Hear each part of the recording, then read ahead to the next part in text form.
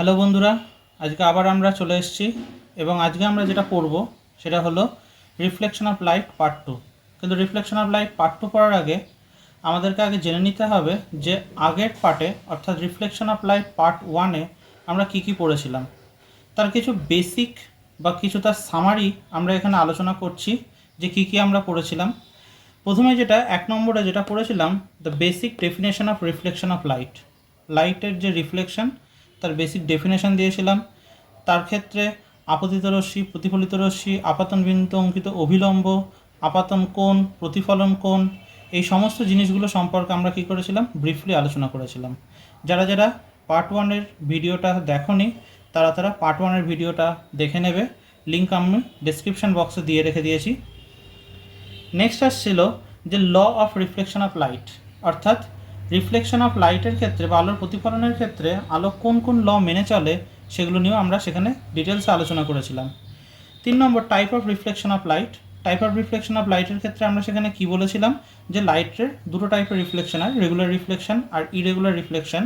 বাংলায় যেটাকে বলে নিয়মিত প্রতিফলন এবং বিক্ষিপ্ত প্রতিফলন, এবং তার ডিটেলস আমরা সেখানে আলোচনা করেছি। 4 নম্বরে angle of deviation due to reflection of light. এটা খুব একটা ইম্পর্টেন্ট, যেটা পরীক্ষায় আসার মতো, সেই জন্য এটাকে আমি স্টার দিয়ে রেখে দিলাম। খুব নিউমেরিক্যালস আসে, ছোটো ছোটো নিউমেরিক্যালস, 1-2 নম্বরের নিউমেরিক্যালস এখান থেকে আসে। যে একটা লাইট রের যখন রিফ্লেকশন হয় তাহলে তার জন্য কতটা অ্যামাউন্টের তার পাথ ডেভিয়েশন হয় সেটা আমরা সেখানে আলোচনা করেছি, এবং কিছু বাস্তব এক্সাম্পল অর্থাৎ কিছু ন্যাচারাল কনসিকোয়েন্সেস, যে কেন আমরা উষা বা গোধূলির সময় সূর্যকে বা বাতাসের বায়ুমণ্ডলকে আমরা লাল রঙের দেখি। তারপরে হচ্ছে যে কেন রাতের বেলা জামা কাপড় কিনতে যাওয়াটা উচিত নয়, কোনো একটা জিনিসকে কেন আমরা সেই কালারেরই দেখি যে কালারের ওই বস্তুটা, কেন কোনো জিনিসকে কালো দেখি, কেন কোনো জিনিসকে লাল দেখি, এই জিনিসগুলো নিয়ে কী করেছিলাম আমরা সেখানে সব আলোচনা করেছিলাম। তাই জন্য বারবারই বলা হচ্ছে পার্ট 2টা পড়ার আগে পার্ট 1-এর ভিডিওটা দেখে নিও, তাহলে তোমাদেরই পার্ট 2 বুঝতে সুবিধা হবে। আমরা আজকে রিফ্লেকশন অফ লাইটের পার্ট 2-তে যেটা প্রথমে আলোচনা শুরু করব সেটা হচ্ছে কি ইমেজ। ইমেজ মানে কি? ইমেজ মানে হচ্ছে যেটাকে বাংলায় বলা হয় প্রতিবিম্ব। অর্থাৎ বলা হচ্ছে যে কোনো একটা, যেরকম আমরা দেখে থাকি আমাদের যে প্লেন মিরর, বা যেটাকে আমরা কি বলে থাকি, যেটাকে আমরা আয়না বা দর্পণ বলে থাকি, তার সামনে যদি আমরা দাঁড়াই তাহলে কি হয়, আমরা আমাদের নিজেদের ছবি দেখতে পাই, নিজেদের প্রতিকৃতিটাকে আমরা সেখানে দেখতে পাই। অর্থাৎ নিজের হুবহু একটা কপি করা যেন একটা ছবি যেন আয়নার ভেতরে সেটাকে আমরা লক্ষ্য করি, সেই জিনিসটাকেই বলা হচ্ছে কি ইমেজ। অর্থাৎ ইমেজের ডেফিনেশন কি বলা হচ্ছে, যে কোনো একটা সোর্স অফ লাইট থাকবে, কোনো একটা সোর্স অফ লাইট, সেই লাইটের সোর্সের থেকে কোনো একটা লাইটে কী আসবে, বেরোবে, সেটা প্রতিফলনের পর দেখা গেল কোনো একটা জায়গায় কী হলো, প্রতিফলিত হলো। যেরকম আমরা এইখানে প্লেন মিরর দিয়ে আমরা সেটাকে আলোচনা করি, তাহলে একটা আলোকরশ্মি কী হলো, একটা আলোকরশ্মি একদম সোজাসুজি, এই যে যেটা আমাদের কাছে যে প্লেন মিরর যেটা রয়েছে, বা যেটাকে আমরা সমতল দর্পণ যেটাকে আমরা বলে থাকি, সেই সমতল দর্পণের ওপরে কী এসে হলো, আপতিত হলো। সেখান থেকে যখন এটা প্রতিফলিত হয়ে গেল, যে পথে আলোটা গিয়েছিল ঠিক সেই পথে কি আসছে, আলোটা বেরিয়ে আসছে। তাহলে এইখান থেকে যদি আমরা আরেকটা আলোকরশ্মি যদি আমরা পাঠাই, তাহলে সেটা প্রতিফলিত হয়ে কীরকমভাবে ফিরে আসবে, এরকমভাবে ফিরে আসবে। এবার যদি কেউ প্রশ্ন করো যে এটা আলোকরশ্মিটা এরকমভাবে কেন ফিরে আসলো, এটার পেছনেই রয়েছে law of reflection of light, যেটা বারবারই বলা হচ্ছে পার্ট 1-এ রয়েছে, তোমরা আবার সেটাকে ভালো করে দেখে নিও। তাহলে এইখানে কি হলো, এইখানে যদি আমরা দেখি যে আলোকরশ্মিটার এদিক দিয়ে কি করার উচিত ছিল, যাওয়ার কথা ছিল, কিন্তু এই আলোকরশ্মিটা কী হলো, এইখান থেকে বেরিয়ে এসছে। অর্থাৎ এই আলোকরশ্মিটারও এইখান থেকে বেরোনোর কথা ছিল। তাহলে যদি এই দর্পণটা এখানে যদি না থাকতো, যদি এই দর্পণটা যদি এখানে না থাকতো, তাহলে কি ঘটনাটা ঘটতো, তাহলে হচ্ছে যে এইখানে এইটার একটা প্রতিবিম্ব তৈরি হতো। এইখানে এই যে এই বিন্দুটাতে এইটার একটা কী হতো, প্রতিবিম্ব বা একটা ইমেজ তৈরি হতো। তাহলে ইমেজ জিনিসটা কি? ইমেজ জিনিসটা হচ্ছে যে কোনো একটা উৎস থেকে আলো নির্গত হওয়ার পর, প্রতিফলনের পর যে বিন্দু থেকে যেন মনে হচ্ছে এই যে আলোটা কোথা থেকে বেরিয়ে আসছে, এই বিন্দু থেকে যেন বেরিয়ে আসছে। তাহলে এই যে আলোটা যে এই বিন্দু থেকে যেটা বেরিয়ে আসছে, তাই জন্যই বলা হচ্ছে যে বিন্দু থেকে আলোটা অপসৃত হচ্ছে বলে মনে হচ্ছে। অথবা আরেকটাও হতে পারে, যদি আমরা কি করে থাকি, যদি কোনো একটা লেন্স নিয়ে যদি আমরা কাজ করি, একটা উত্তল লেন্স নিয়ে যদি আমরা কাজ করি, তাহলে সেক্ষেত্রে কি ঘটনাটা ঘটবে, আলোকরশ্মি যখন এরকমভাবে যাবে সমান্তরালভাবে, এটাকে বলা হয় কি, এই যে এইটাকে বলা হয় প্রধান অক্ষ। আমরা ডিটেলস আবার রিফ্র্যাকশন অফ লাইটের ক্ষেত্রে আমরা পড়বো, অর্থাৎ আলোর প্রতিসরণ বা লেন্সের চ্যাপ্টারটাতে আমরা আবার এটাকে পড়বো। সে এই আলোটা এখান দিয়ে যখন গেল, তখন যাওয়ার পরে কী আসবে, এই রকম কোনো একটা বিন্দুতে ও মিলিত হয়ে যায়। তাহলে সেটাই বলা হচ্ছে, তাহলে প্রতিবিম্ব বা ইমেজ কি বলা হচ্ছে, তাহলে কোনো একটা উৎস থেকে আলো নির্গত হওয়ার পরে, এই যে কোনো একটা এইখানে উৎস রয়েছে, এইখানে আমি একটা ধরে নিই যে এইখানে একটা উৎস রয়েছে, এই স্টারগুলোকে আমরা একটা উৎস বলছি। এই কোনো একটা উৎস থেকে আলো নির্গত হওয়ার পরে কোনো একটা বিন্দুতে সে যদি মিলিত হয়, বা সে মিলিত হচ্ছে বলে মনে হয়, বা সেটাকে বলা হচ্ছে না অপসৃত হচ্ছে, কোনো একটা বিন্দু থেকে সেটা যেন অপসৃত হচ্ছে, তখন এই দ্বিতীয় বিন্দুটাকে, এই যে এই বিন্দু, এই বস্তুটার ক্ষেত্রে এই বিন্দু, এই আলোক উৎসটার ক্ষেত্রে এই বিন্দু, এই বিন্দুগুলোকে কি বলা হবে, প্রথম বিন্দুর প্রতিবিম্ব। তাহলে প্রতিবিম্ব কী জিনিস, যে কোনো একটা উৎস থেকে আলো নির্গত হলো, নির্গত হওয়ার পরে যে বিন্দুতে গিয়ে তারা মিলিত হচ্ছে, এই যে বিন্দু থেকে তারা মিলিত হচ্ছে বা যে বিন্দু থেকে তারা অপসৃত হচ্ছে বলে মনে হয়, সেই দ্বিতীয় বিন্দুটিকে প্রথম বিন্দুটার কি বলা হয়, প্রতিবিম্ব বলা হয়। তাহলে এখানে বোঝাই যাচ্ছে প্রতিবিম্ব বা ইমেজ কত টাইপের হবে, দুটো টাইপের হবে। একটা হচ্ছে কি, একটাকে বলবো হচ্ছে আমরা রিয়েল ইমেজ। কি ইমেজ, রিয়েল ইমেজ। আর আরেকটাকে আমরা কি বলবো, আরেকটাকে আমরা বলবো হচ্ছে ভার্চুয়াল ইমেজ। Virtual image. তাহলে রিয়েল ইমেজ কোনটা আর ভার্চুয়াল ইমেজ কোনটা? রিয়েল ইমেজ মানে হচ্ছে যে যেটাকে বলা হয় সদ্বিম্ব, আর ভার্চুয়াল ইমেজ মানে যেটাকে বলা হয় কি অসদ্বিম্ব। এই জিনিসগুলোর কনসেপশন থাকাটা খুবই দরকার।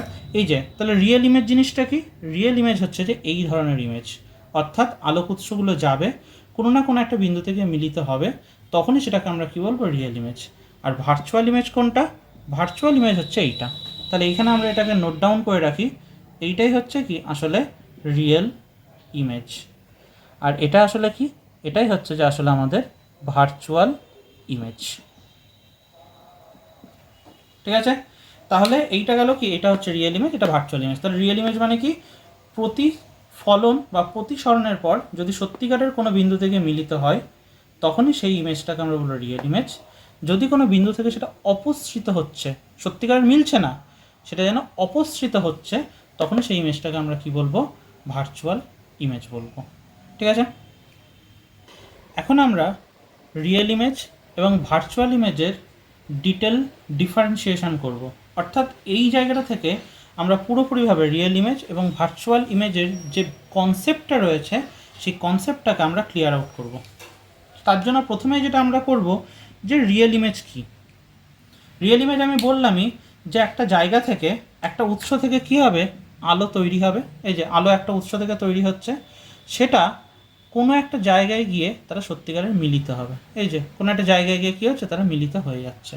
তাহলে সেটাকে কী বলবো আমরা, রিয়েল ইমেজ, বা যেটাকে আমরা বলছি কি সদ্বিম্ব। তাহলে সদ্বিম্বের ক্ষেত্রে কোনো একটা উৎস থেকে আলো নির্গত হওয়ার পরে কোনো না কোনো বিন্দুতে কী হবে, সেটা মিলিত হবেই হবে। কিন্তু ভার্চুয়াল ইমেজের ক্ষেত্রে কি আসছে, ভার্চুয়াল ইমেজের ক্ষেত্রে সেটা কিন্তু কোনো বিন্দুতে মিলিত হচ্ছে না, আমরা জোর করে সেটাকে কী করছি, মেলাচ্ছি। তাহলে আমরা বলতে পারি যে রিয়েল ইমেজের ক্ষেত্রে আলোকরশ্মি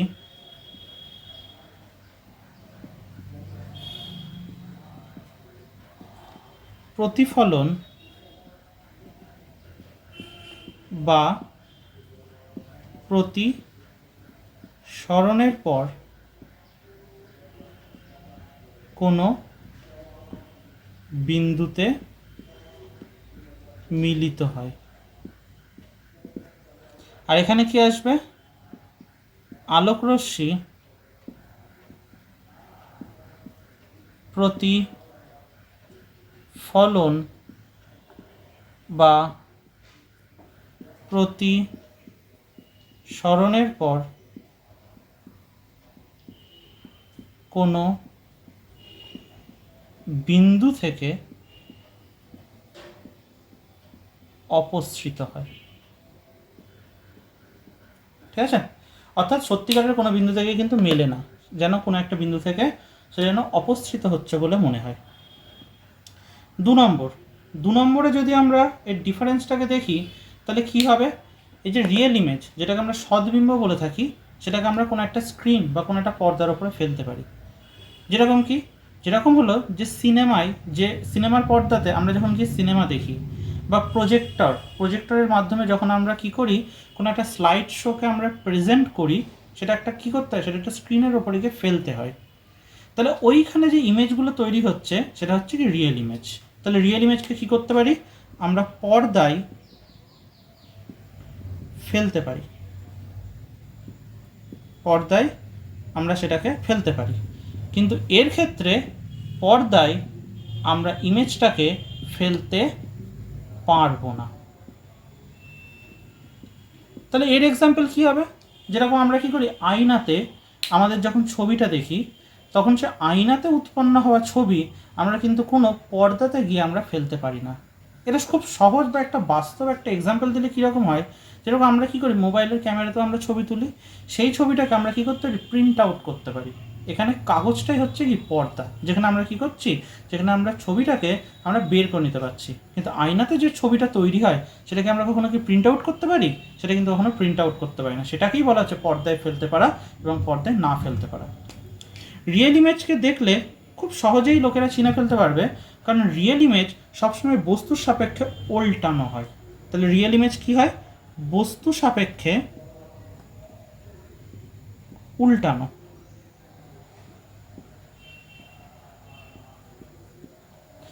আর ভার্চুয়াল ইমেজ কী হয়, বস্তু সাপেক্ষে সোজা। অনেকে এটাকে কি বলে, এটাকে বলে অবশীর্ষ। অবশীর্ষ ইংরেজিতে এটাকে কি বলা হয়, ইংরেজিতে এটাকে বলে ইনভার্টেড। আমরা বলি না যে ইনভার্সন করা, অর্থাৎ কোনো একটা জিনিসকে কী করে দেওয়া, পুরো উল্টে দেওয়া, ইনভার্সন। আর এটাকে বলা হয় সমশীর্ষ, বা যেটাকে কি বলা হয়ে থাকে, যেটাকে বলা হয় ইরেক্ট ইমেজ বলে অনেকে।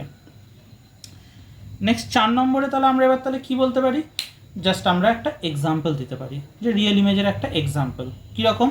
আমরা খুব ছোটোবেলাতে করতাম যে সূর্যের আলো যখন পড়ে তখন তার ওপরে আমরা কী করতাম, একটা উত্তল লেন্স বা যেটাকে আমরা ম্যাগনিফাইং গ্লাস বলতাম, সেটাকে ধরতাম এবং দেখতাম কি একটা জাস্ট একটা পয়েন্ট বা একটা ডট আকারে কী হয়েছে, ইমেজ তৈরি হয়েছে। ওই যে সমস্ত সূর্যের আলো সেখানে পড়ছে, ওই ম্যাগনিফাইং গ্লাসটার উপরে পড়ছে, এবং তারপরে প্রতিসরণের পরে কী হচ্ছে, সেখানে একটা ইমেজ তৈরি হয়ে যাচ্ছে। ওইটা হচ্ছে কি রিয়েল ইমেজ। তাহলে রিয়েল ইমেজ আমরা কী করে তৈরি করতে পারি, কোনটা উত্তল লেন্সের সাহায্যে যে ইমেজটাকে তৈরি করা হয় সেটাকে কী বলে, রিয়েল ইমেজ। তাহলে কি আসছে, উত্তল লেন্সের সাহায্যে। হ্যাঁ, এবার কোশ্চেন করতেই পারো যে তাহলে কি প্রতিফলনের ফলে কি কখনো রিয়েল ইমেজ তৈরি হয় না? হ্যাঁ, তৈরি হয়। উত্তল লেন্স অথবা অবতল দর্পণ, যেটা আমরা গোলীয় দর্পণে আমরা আবার পড়ব। অবতল দর্পণের সাহায্যে তৈরি প্রতিবিম্ব। আর এখানে আমরা কি করে করতে পারি, এখানে হচ্ছে যে সমতল দর্পণ কমা অবতল লেন্স কমা উত্তল দর্পণের সাহায্যে গঠিত প্রতিবিম্ব। তাহলে এখান থেকে আমার মনে হয় যে রিয়েল ইমেজ এবং ভার্চুয়াল ইমেজের টোটাল কনসেপ্ট যেটা রয়েছে সেটা আশা করি বোঝা যাবে। এবং এই যে রিয়েল ইমেজ এবং ভার্চুয়াল ইমেজের যে সমস্ত রকমের ডিফারেন্স বা তাদের যে বেসিক, যে তাদের মধ্যে পার্থক্য কোথায় কোথায় রয়েছে, কীভাবে আমরা তাকে আইডেন্টিফাই করতে পারবো, সেটা এই পার্থক্যটা দেখলে খুব সহজেই আশা করি বুঝতে পারবে। সুতরাং এই জায়গাটাকে পজ করে একটা স্ক্রিনশট তুলে নাও, বা এই জায়গাটাকে পজ করে এটাকে খাতায় নোট ডাউনও করে নাও, তাহলে খুব ভালো করে বুঝতে সুবিধা হবে। আমরা এখন যেটা নিয়ে আলোচনা শুরু করব সেটা হলো যে সমতল দর্পণে উৎপন্ন প্রতিবিম্ব। বেসিক্যালি আমাদের ক্লাস 12 বা ক্লাস 10 যেটাই হোক না কেন, সেখানে দু ধরনের দর্পণের ইউজ করা হয়। একটা হচ্ছে কি সমতল দর্পণ, আর একটা হলো গোলীয় দর্পণ। যে গোলীয় দর্পণের মধ্যে উত্তল দর্পণ, অবতল দর্পণ, আমরা সেগুলো নিয়ে ডিটেলসে আলোচনা করব। কিন্তু তার আগে আমাদেরকে যেটা জানতে হবে যে সমতল দর্পণে প্রতিবিম্ব কেমনভাবে তৈরি হয়, অর্থাৎ সমতল দর্পণে উৎপন্ন প্রতিবিম্বের বৈশিষ্ট্যগুলো কী কী। তাহলে আমরা সেটা নোট ডাউন করতে শুরু করি। 1 নম্বর, প্রথমে একটু আগে আমি এক্সাম্পলে বললাম যে সদ্বিম্ব আর অসদ্বিম্বের যে ডিফারেন্সে যে সমতল দর্পণে যে প্রতিবিম্বগুলো তৈরি হয় সেগুলো কী, সব অসদ্বিম্ব। তাহলে আমরা এর প্রকৃতি হিসাবে বলতে পারি যে এটা কি আসবে, অসৎ বিম্ব। অর্থাৎ সমতল দর্পণে যে প্রতিবিম্বটা তৈরি হয় সে প্রতিবিম্বটা কীরকম আসবে? অসৎ বিম্ব। অর্থাৎ আলো যদি যায় তাহলে সে মিলিত হতে পারবে না, কোনো একটা বিন্দু থেকে অপসৃত হচ্ছে বলে মনে হবে। 2 নম্বর, সমতল দর্পণে যে প্রতিবিম্বগুলো যেগুলো তৈরি হয় সেগুলোর ক্ষেত্রে একটা খুব ইম্পর্টেন্ট ঘটনা দেখতে পাওয়া যায়, যে বস্তু থেকে দর্পণের দূরত্ব ইজুগাল টু দর্পণ থেকে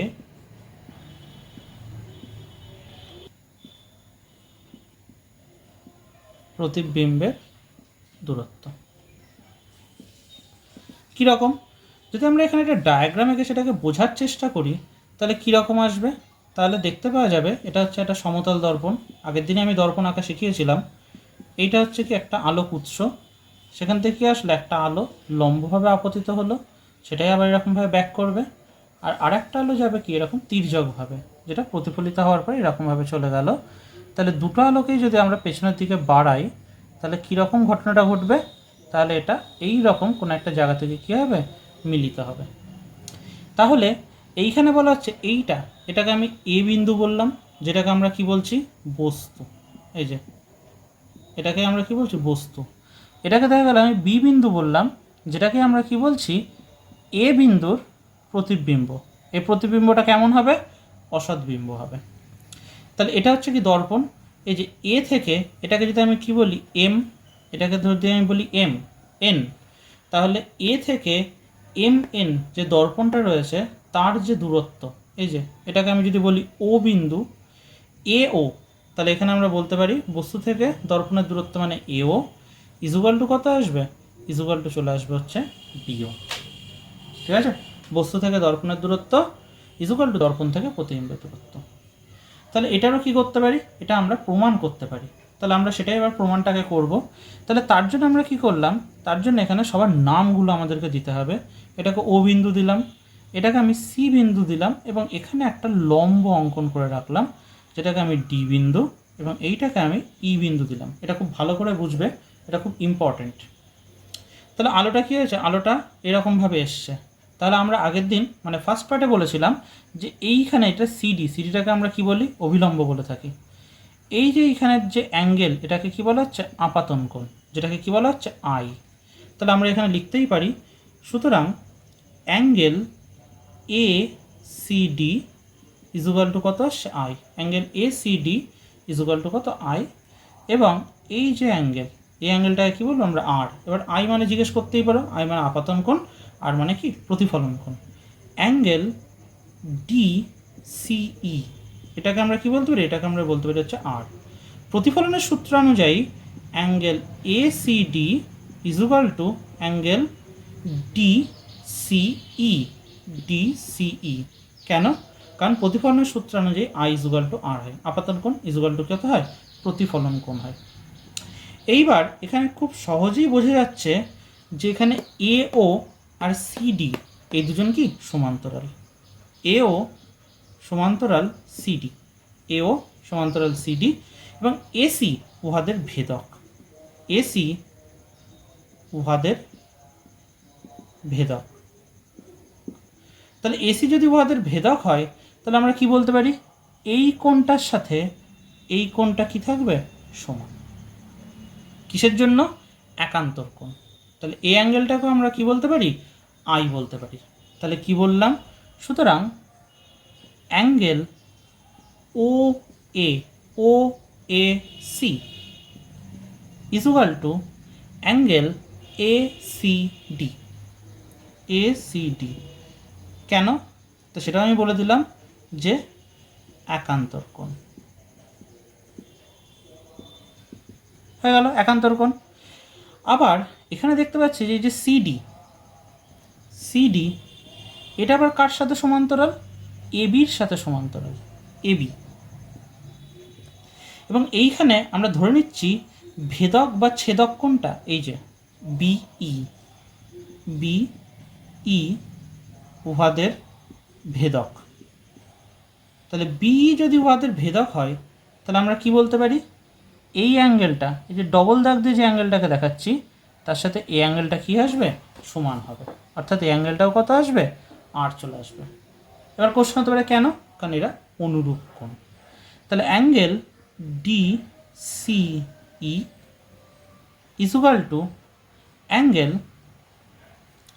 ও B C. O B C কেন, অনুরূপ কোণ। তাহলে এবার আমাদের এখানে হাতে দুটো ত্রিভুজ আছে, একটা হচ্ছে এই ত্রিভুজটা, কি ত্রিভুজ, ত্রিভুজ এ ও সি। সুতরাং ত্রিভুজ এ ও সি এবং ত্রিভুজ ও বি সি, ত্রিভুজ ও বি সি এর মধ্যে জায়গা ছোট বলে একটুখানি এখানে লেখা হচ্ছে 1 নম্বর। এক্ষুনি আমরা দেখতে পারলাম যে এই কোণটার সাথে এই কোণটা সমান, এই কোণটার সাথে এই কোণটাও সমান। তাহলে আমরা কি বলতে পারি, এই কোণটার সাথে এই কোণটা সমান, কারণ এটার সাথে এটা সমান ছিল, ঠিক আছে, এরা তো নিজেরা সমান, আবার এটার সাথে এটা সমান, এটার সাথে এটা সমান, তাহলে এই কোণটার সাথে এই কোণটা সমান। তাহলে 1 নম্বরে সেটাই আমরা লিখছি, angle O A C, angle O A C is equal to angle O B C, angle O B C. 2 নম্বর আমরা কি লিখতে পারি, এই যে ওসি, ওসিটা কি, দুটো ত্রিভুজেরই সাধারণ বাহু, ওসি সাধারণ বাহু। 3 নম্বরে আমরা কি লিখতে পারি, 3 নম্বরে আমরা লিখতে পারি এই যে এইখানে যে অ্যাঙ্গেল, অর্থাৎ এই অ্যাঙ্গেল আর এই অ্যাঙ্গেল দুটোই 90 ডিগ্রি। তাহলে কি লিখতে পারি, angle A O C is equal to angle B O C. তার কারণ কি, দুটোই 90 ডিগ্রি। তাহলে এইখান থেকে তাহলে আমরা এইখানে একটুখানি চলে যাই। তাহলে ত্রিভুজ এ ও সি সর্বসম বা যেটাকে কংগ্রুয়েন্ট বলা হয় ত্রিভুজ বি ও সি, ঠিক আছে, ত্রিভুজ এ ও সি কংগ্রুয়েন্ট ত্রিভুজ বি ও সি, অর্থাৎ ত্রিভুজ এ ও সি এবং ত্রিভুজ বি ও সি পরস্পরের সাথে সর্বসম। যেই সর্বসম হয়ে গেল অমনি আমরা কি বলতে পারি, অমনি আমরা বলতে পারি এ থেকে ও মানে এ ও ইজ ইকুয়াল টু কত, বিও। তা আমরা তো সেটাই তো প্রমাণ করতে চেয়েছিলাম, এই যে এও ইজ ইকুয়াল টু কত আসছে, বিও। অর্থাৎ বস্তু থেকে দর্পণের দূরত্ব ও প্রতিবিম্ব থেকে দর্পণের দূরত্ব এ দুটোই কি আসছে, সমান। তাহলে আমরা কি করলাম, এইভাবে আমরা এটাকে প্রমাণ করলাম যে বস্তু থেকে দর্পণের দূরত্ব এবং দর্পণ থেকে প্রতিবিম্বের দূরত্ব সমান। এটা প্রমাণ করার আরও একটা পদ্ধতি আছে, কিন্তু সেটা গোলীয় দর্পণ যখন আমরা পড়াবো বা যখন আমরা পড়বো তখনই আমরা সেটাকে কী করতে পারবো, প্রমাণ করতে পারবো, এবং অনেক ইজি প্রসেসে। তাহলে এটাকে তোমরা পুরোটা খাতায় নোট ডাউন করে নাও পজ করে, কারণ আমরা সমতল দর্পণের উৎপন্ন প্রতিবিম্বের এখনও আরও কিছু ক্রাইটেরিয়া বা আরও কিছু বৈশিষ্ট্য নিয়ে আলোচনা করব।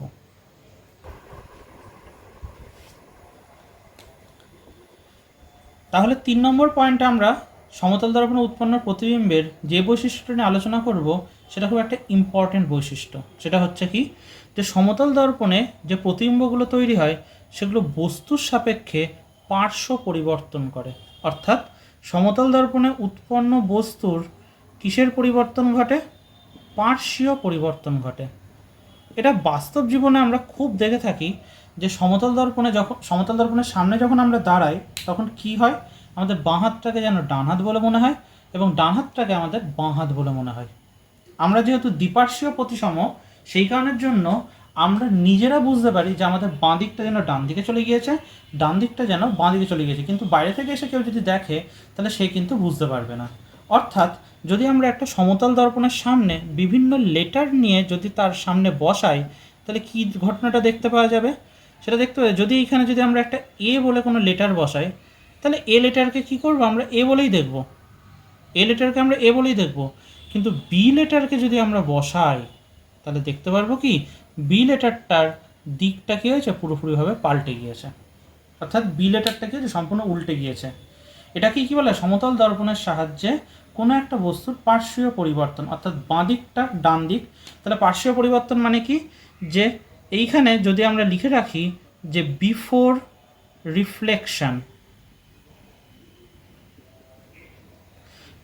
রিফ্লেকশানে কোনো একটা বস্তুর লেফট আফটার রিফ্লেকশান সেটা কিসে কনভার্টেড হয়ে যাবে, রাইটে কনভার্টেড হয়ে যাবে, অ্যান্ড ভাইস ভার্সা।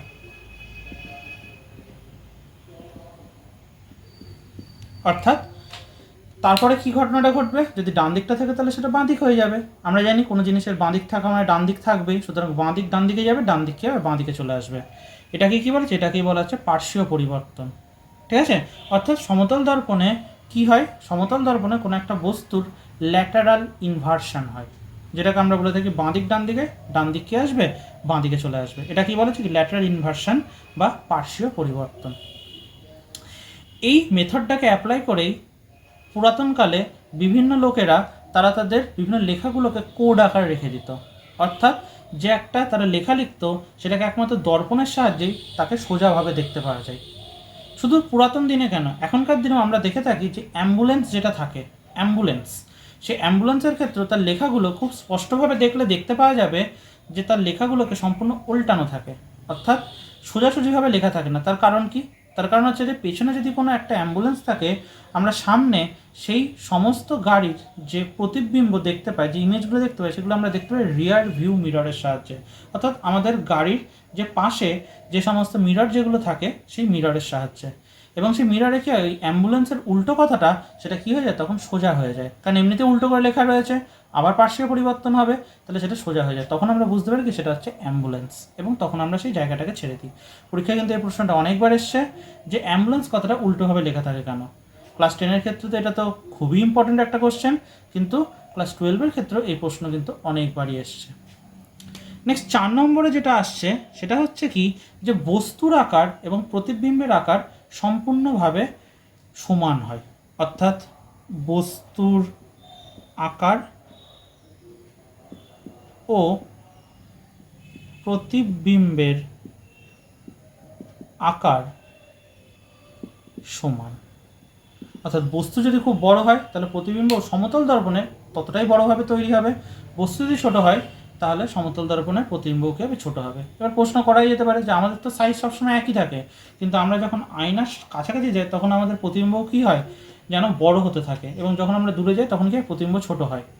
এটা কিন্তু সবসময় দেখতে হবে যে দূরত্বের ওপরেও সেটা ডিপেন্ড করে, অর্থাৎ আয়না থেকে যত আমাদের দূরত্ব বাড়ছে তত আয়নার সাপেক্ষে আমরা কিন্তু কি ছোট হয়ে যাচ্ছি, সেই কারণে যেন প্রতিবিম্বটাও কি ছোট হয়ে যায়, এবং যত আমরা কাছে আসছি তখন আয়নার সাপেক্ষে আমরা কি করছি, বড় হয়ে যাচ্ছি। এটাও আমাদের বাস্তব জীবনেও যদি দেখা যায় তাহলে দেখতে পাওয়া যাবে কোনো একটা বস্তু যদি খুব দূর থেকে আসে তাহলে সেটাকে একদম ছোটোই দেখি, আয়নাও ঠিক তেমনি, আমরা যদি দূরে চলে যাই আয়নাও আমাদেরকে কীভাবে দেখবে, ছোট আকারে দেখবে, তার প্রতিবিম্ব কী হবে, ওই রকম ছোটো আকারেই তৈরি হবে। নেক্সট লাস্ট আমাদের যে বৈশিষ্ট্যটা, যেটা 5 নম্বরের বৈশিষ্ট্য, সেটা খুব মাইনর একটা ক্রাইটেরিয়া বা ক্যারেক্টারিস্টিক, সেটা হচ্ছে কি, সেটা যে বস্তু ও প্রতিবিম্বের সংযোগকারী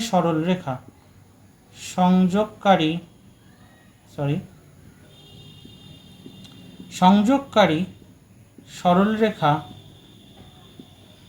দর্পণকে লম্বভাবে ছেদ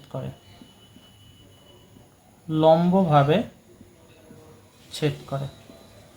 সেটা কীরকম, সেটা যদি এইখানে যদি আমরা একটা দর্পণের সাহায্যে যদি আমরা দেখাই তাহলে কি হচ্ছে, তাহলে আমরা দেখেছিলাম যে এইখানে একটা বস্তু ছিল, তার থেকে আলো গিয়েছিল, এবং তারপরে এখান থেকেও আবার এখানে গেল আলো, তাহলে এখান থেকে আমরা কি করেছিলাম, সেটাকে আমরা বাড়িয়েছিলাম। এই যে এটা হচ্ছে বস্তু আর এটা হচ্ছে তার প্রতিবিম্ব, তাহলে এই যে সরলরেখাটা দর্পণকে সবসময় কীরকমভাবে ছেদ করবে, লম্বভাবেই ছেদ করবে। সেটা আমরা কিন্তু আগের যে প্রমাণটাতে, অর্থাৎ আমরা 2 নম্বরে যে প্রমাণটা করলাম সে প্রমাণেও কিন্তু আমরা দেখিয়ে দিয়েছিলাম যে বস্তু এবং প্রতিবিম্ব সবসময় কী করবে, তাদের যে সংযোগকারী সরলরেখাটা সেটা লম্বভাবে দর্পণকে কী করবে, ছেদ করবে। তাহলে এই জিনিসগুলোই হলো কি আমাদের সমতল দর্পণে উৎপন্ন যে প্রতিবিম্ব তার সমস্ত ধরনের বৈশিষ্ট্য। এখন এই টপিকটা দেখে হয়তো একটুখানি চমকে যেতে পারো যে সমতল দর্পণের সাহায্যে সৎ প্রতিবিম্ব সৃষ্টি। তাহলে এতক্ষণ ধরে আমরা কি বললাম, সমতল দর্পণের সাহায্যে অসৎ প্রতিবিম্ব তৈরি হয়, সমতল দর্পণের সাহায্যে কখনোই বস্তু থেকে আগত আলোকরশ্মি পরস্পরের সাথে মিলিত হতে পারে না। তাহলে এতক্ষণ ধরে কি মিথ্যে কথা বললাম? না। সমতল দর্পণের সাহায্যে আমরা যেরকম অসৎ বিম্ব তৈরি করতে পারি, ঠিক তেমনি সৎ প্রতিবিম্ব আমরা তৈরি করতে পারি। কীরকমভাবে? বলা হচ্ছে যে সমতল দর্পণের সামনে যদি কোনো বস্তু রাখা যায়, তাহলে বস্তুটাই কি তৈরি করছে? বস্তুটা একটা অসৎ প্রতিবিম্ব তৈরি হচ্ছে সমতল দর্পণের সাহায্যে। কিন্তু যদি সমতল দর্পণের সাহায্যে যদি অসৎ বস্তুকেই রাখা যায়, তাহলে তখন তার প্রতিবিম্ব কেমন হবে? তখন তার প্রতিবিম্ব হবে কি? সৎ প্রতিবিম্ব। তাহলে যদি আমরা এইখানে যদি লক্ষ্য করি যে এইটাকে কি করেছে, এইটাকে আমরা একটা সমতল দর্পণ বলে ভেবেছি, এই যে এটাকে একটা সমতল দর্পণ। তাহলে এর ওপরে দেখা গেল যে এর ওপরে আমরা একটা কি করছি, অসৎ বস্তুর আলো এনে ফেলছি। এই যে অসৎ বস্তুর কি করছি, আমরা আলো এনে ফেলছি। তাহলে অসৎ বস্তুর আলো এনে ফেলা মানে কি? বস্তুটা আসলে এই কনসেপ্টগুলো খুব ক্লিয়ার করে রাখতে হয়, তার কারণ এই কনসেপ্টের সাহায্যে আমরা গোলীয় দর্পণ বা যখন আমরা স্ফেরিক্যাল মিরর নিয়ে আলোচনা করব, সেই স্ফেরিক্যাল মিরর এটা খুব কাজে লাগবে। তাহলে এখানে আমরা ধরে নিলাম যে আলোটা কি আর সেরকমভাবে আসছে, অর্থাৎ যদি দর্পণটা না থাকতো তাহলে প্রতিবিম্ব এখানে তৈরি হওয়ার কথা ছিল। তাহলে কি মিলল আলোটা? এখনও মেলেনি। কিন্তু তাহলে এই যে আলোটা আসার জন্য এখানে যে এইখানে যে প্রতিবিম্বটা তৈরি হওয়ার কথা ছিল, এই প্রতিবিম্বটাই এখন এই দর্পণের সাপেক্ষে কী হিসাবে আচরণ করবে? বস্তু হিসাবে আচরণ করবে। এই যে প্রতিবিম্ব, এটাকে যদি আমি পি বলে থাকি, এই পিটা হচ্ছে কি এই আলোগুলো আসার জন্য। তো যদি এখানে দর্পণটা না থাকতো, তাহলে আলোটা তো সেখানে মিলিত হতো। তাহলে যেহেতু এখানে মিলিত হয়নি, তাই জন্য এই যে প্রতিবিম্বটা যেটা এখানে তৈরি হচ্ছে এই দর্পণের জন্য, সেটা হচ্ছে কি? অসৎ বিম্ব। এই অসৎ বিম্বটাই এখানে দর্পণের সাপেক্ষে বস্তু হিসেবে আচরণ করছে, অর্থাৎ এখানে বস্তুটা নিজে অসৎ। তাহলে এখানে বস্তু লিখতেই পারি নিজে অসৎ। ঠিক আছে? তাহলে বস্তু যদি নিজে অসৎ হয়, তাহলে তার প্রতিবিম্ব কোথায় গিয়ে তৈরি হবে? তাহলে তার প্রতিবিম্ব এই যে এটা যেটা প্রতিফলিত হয়ে গেল, এই যে প্রতিফলিত হয়ে গেল এইখানে, আর এখানে কি হলো? এই যে প্রতিফলিত হয়ে গেল, এই যে। তাহলে এবার কি হচ্ছে? সত্যিকারের তো মিলিত হয়ে গেল এখানে আলোটা। এই যে প্রতিফলনের পরে কি হলো? সত্যিকারের তো মিলিত হলো। এটাকে যদি আমি পি ড্যাশ বলি, তাহলে পি ড্যাশটা হচ্ছে কি এখানে প্রতিবিম্ব, যেটা হচ্ছে কি সৎ প্রতিবিম্ব। পরীক্ষায় অনেকবার আসে, বিভিন্ন কম্পিটিটিভ এক্সামে তো এগুলো আসেই, যে আমরা সমতল দর্পণের সাহায্যে কখন সৎ প্রতিবিম্ব তৈরি করতে পারি। শুনতে আশ্চর্যজনক বলে মনে হলেও এটা কিন্তু বাস্তবে আমরা তৈরি করতেই পারি। যে কোনো একটা অসৎ বস্তুকে যদি আমরা দর্পণের ওপরে ফেলি, তাহলে তার প্রতিবিম্ব কীরকম তৈরি হবে? সর্বদা সৎ প্রতিবিম্বই তৈরি হবে। এবং এটাই হচ্ছে কি তার ডায়াগ্রাম।